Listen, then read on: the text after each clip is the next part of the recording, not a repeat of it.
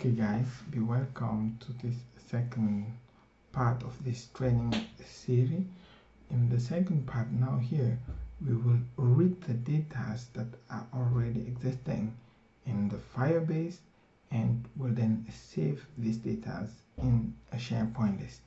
I hope you have followed the first part of this training series, and in the first part we have created the database in FireBase and we have generated data into this FireBase database.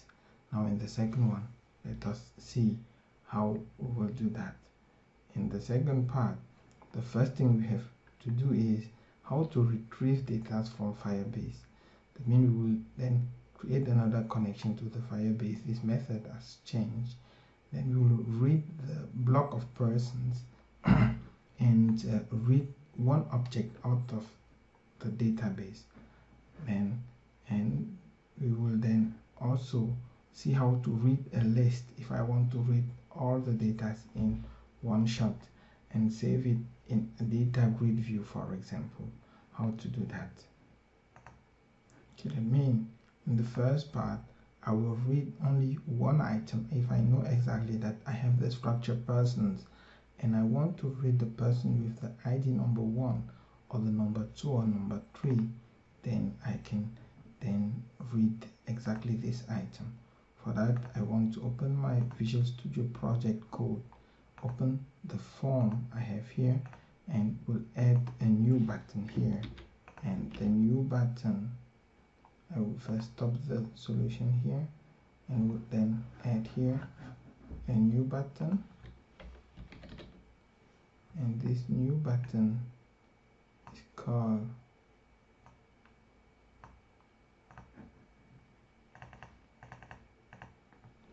retrieve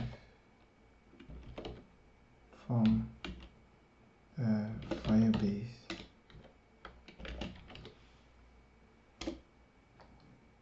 And I would like to give it a name.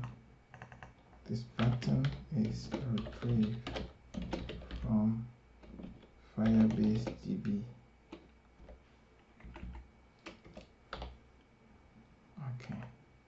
Now when I select this button, then I will do the same again here, but this method should be an asynchronous method. I'll first write here that it is an asynchronous method so that I can access the data asynchronously. I will enter here FireBase response and we'll take here as a response equal to await, and I will use my object client and we'll say here get asynchron, and here I will specify the structure I would like to read from the list of persons, from the node persons. And now here I will give the ID of the object I would like to read, and I have here I would like to read from I would like to read the person with the ID that is defined in the text field. And when I read this person, I have the possibility, then I will convert the object that I read in an object person, and we'll call here person1. It is a person object, and we'll use the response that we create earlier, and we'll give a result here of type person. So I convert the result in an object person. Now this object person, I can then decide where I want to publish this content. I can then publish this content in the text box ID. The text of text box ID will be then value person.id, and the text box for first name, the text value will be person.firstname, and the text box for last name, the text will get the value person.lastname. So When I run this code once more, I will then retrieve the data here.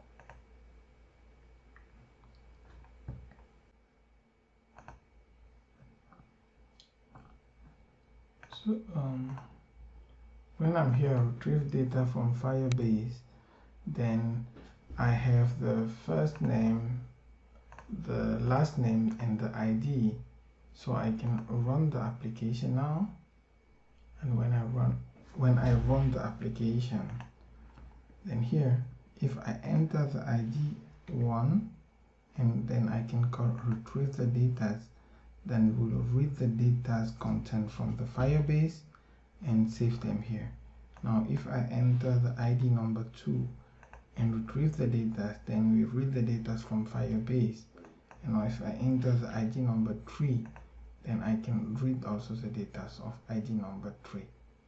Now if I enter here the ID number 4 and give here test and test 4 and test number 4 and say insert the data, then he will save this data inside.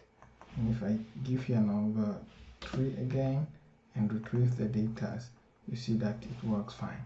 Now my focus, the next step is I would like to use the same field here and then save this data inside of SharePoint.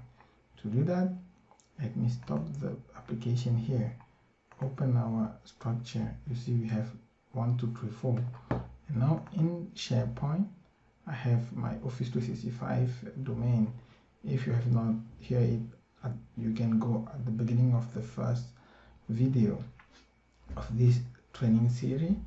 Now when I open my best dev in SharePoint Online and select site content, then inside of site content I would like to create now a new library, and this library it will be a blank list, and in this list will have a name, and I will call this list here list. Now I can say SharePoint lists, SharePoint, let me say SharePoint person list.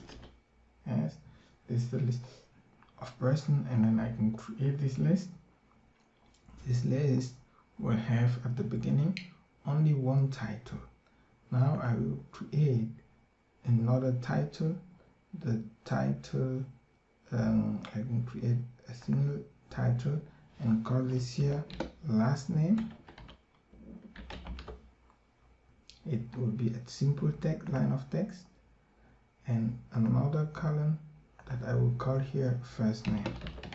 It will be also a single line of text, and they are empty. Yes. Now I would like to add inside of this title the ID that we have received, or I can create another column here and call this column here, it should be an identifier. Yes, I can say here identifier, or I can say here FireBase. This is our FireBase ID. Yes, our FireBase ID, and then I can save it here. It's also a single line of text. Now I will then go to my Visual Studio project, open my form base, and will now add a new button here. I add a new button, and this button is add the content to SharePoint.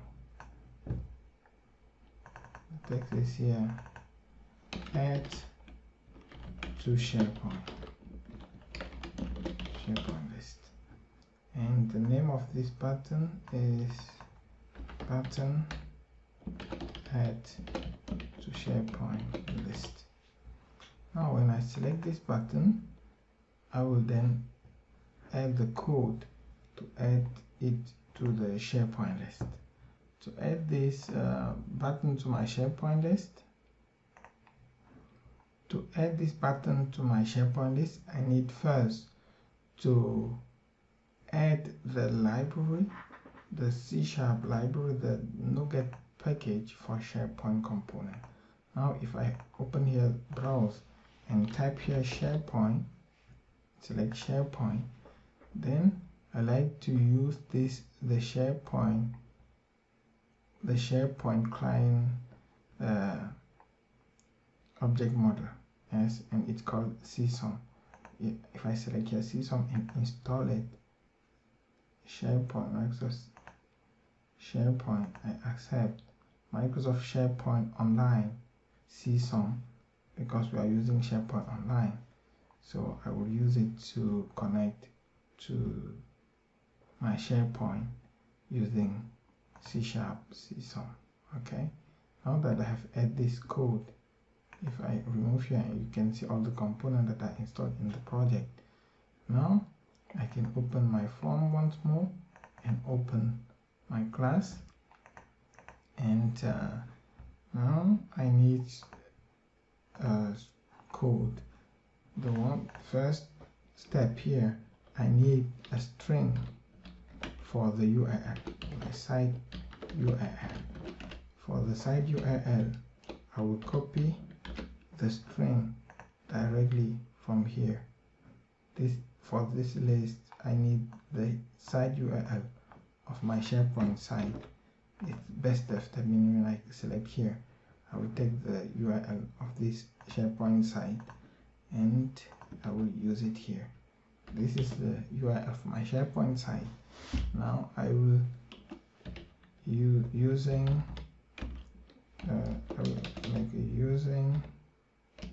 a variable client. Okay, I need also if the client context equal to new client context, and here site URL. Here the client context is not recognized.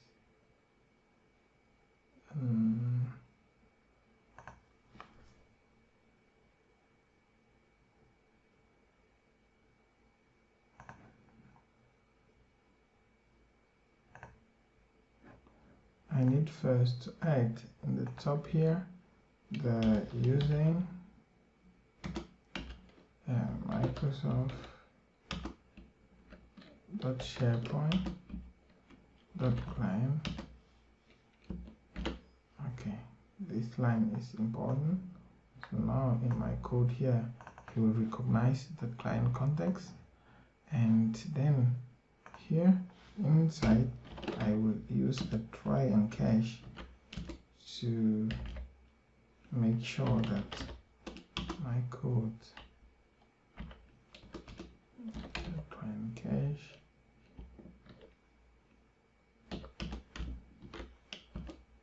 So let's see. Okay, if there is a problem, I can make a message box.show then the error, and then I have to get the exception, then I can show the message here. Okay, now when I'm in the method try, I need first to enter the password. Okay, I can copy method here, how I used to create the connection to the database. Here is my secret password, so it changes every day. So even if you try it, I think it will not work after this training. And then I have here the secure connection that also need to be added to the database. And now I can then use the following line to describe how to connect to the database, to how to use this password in my client context.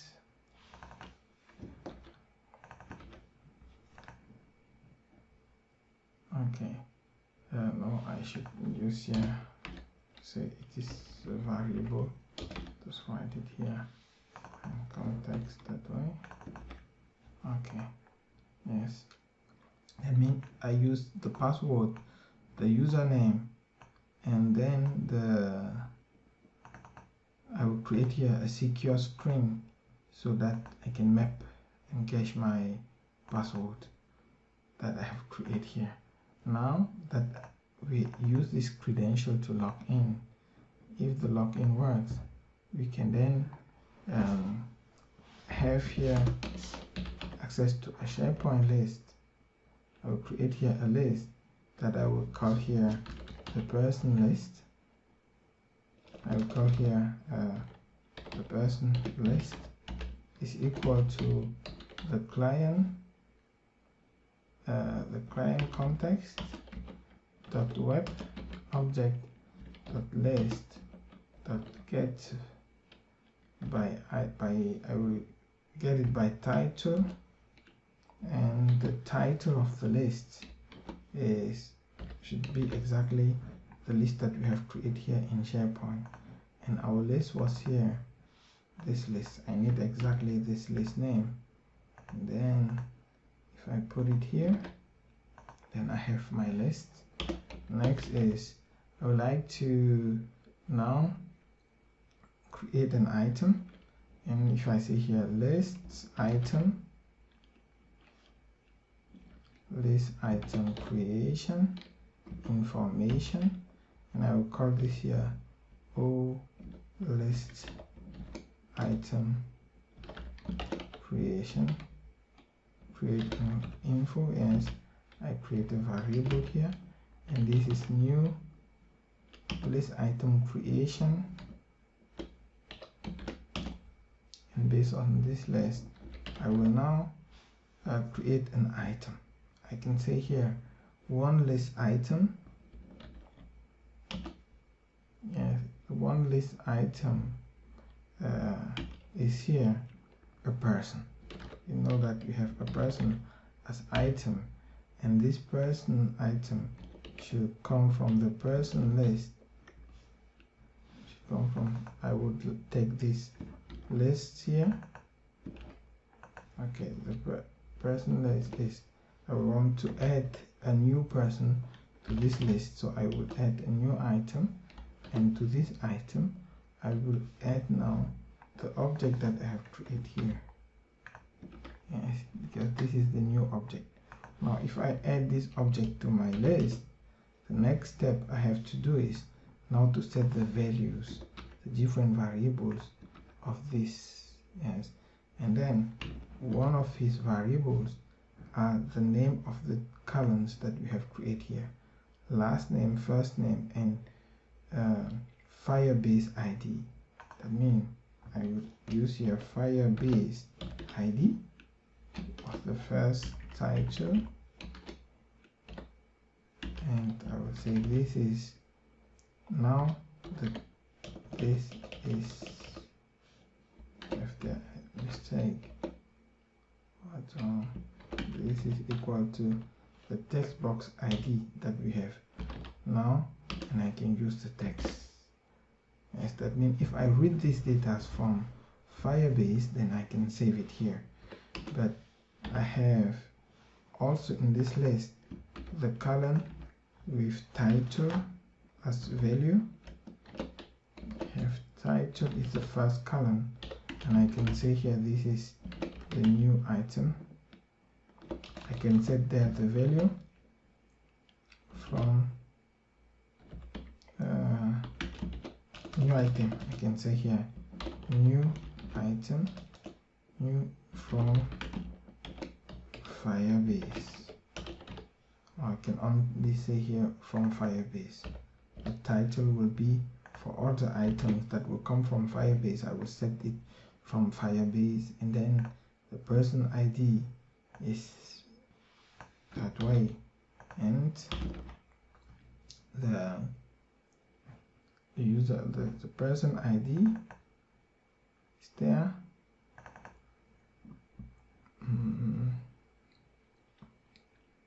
and I need the last name,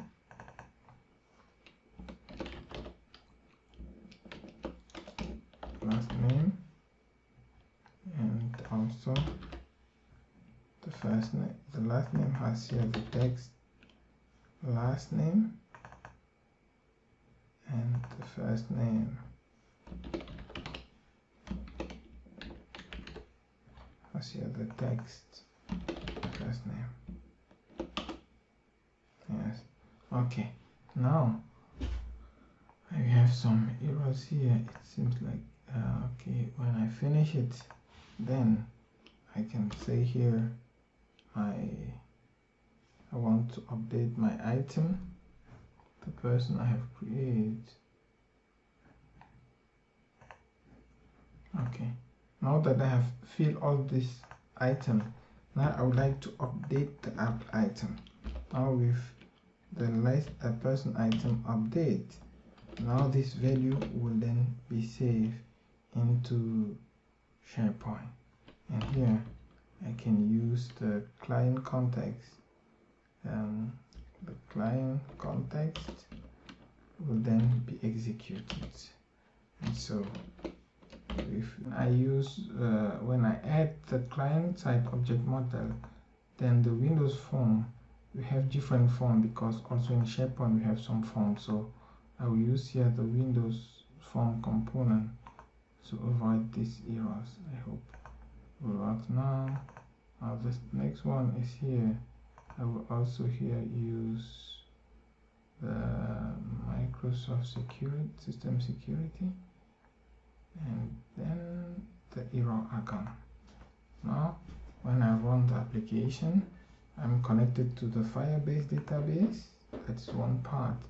Now I would like to retrieve data from FireBase. If I select 2, then I can select here on retrieve the data, and then I read the data out of FireBase, and now I can add these data to SharePoint. If I click here on add to SharePoint list, then something will happen, and now I can open my SharePoint list here and refresh to see if this item is now here from FireBase directly into SharePoint, and here is the ID number 2 that we have here.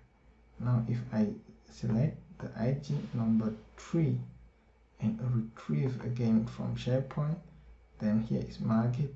If I add it to SharePoint, then we will have it, if I refresh the view, that the second one, market, is also here. So I can write a for each. If I take here the number 4, I can read the list and add it to SharePoint and see how simple is it. Now we can think our different business use cases to write data into SharePoint, getting them from the FireBase database. I hope it was helpful for you. If there are more requests how to export the data also from SharePoint directly to FireBase, it's also possible, or to create document or whatever kind of report you need to retrieve data from SharePoint or from FireBase. Okay, best thanks for following this, for your time for this training.